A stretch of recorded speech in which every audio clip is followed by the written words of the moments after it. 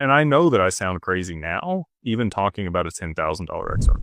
People are like, get out of here, dude. Like 10 to 13 bucks is the top on this cycle. Just stop talking about these crazy numbers. But in reality, if you look at the global macroeconomics and you look at the value proposition for the network itself, I'm highly confident that it will achieve those numbers. And it is because, if you looked at the market cap at that point, it would seem incomprehensible to most people to have quadrillions or septillions of dollars on chain.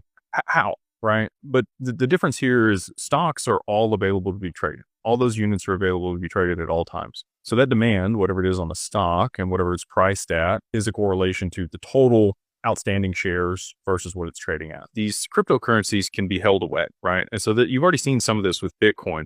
There's a ton of Bitcoin that's been lost. There's a ton of Bitcoin that people just hold that they're never going to sell for any reason. Institutions, ETFs, other people are buying this up. And that's driven the price up, supply and demand, just normal economics, right? So total outstanding amount of a crypto versus what's available are two very different numbers. If you look at XRP in particular, there's 100 billion that were minted. There's less than that now because a little bit's burnt every single day. It'll last, close to 50,000 years at the current burn rate, which people are like, oh, it's all going to get burned up. Not anytime soon.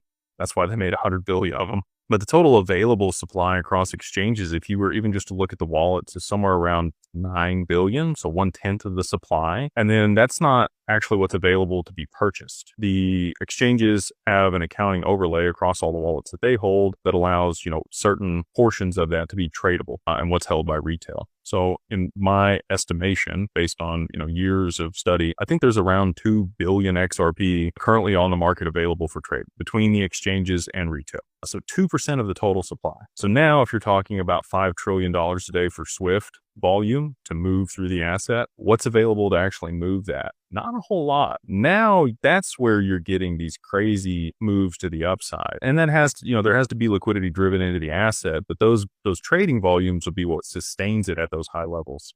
And so I think that that's the paradigm that a lot of people have a hard time getting over, is the actual utility of these networks hasn't even occurred yet.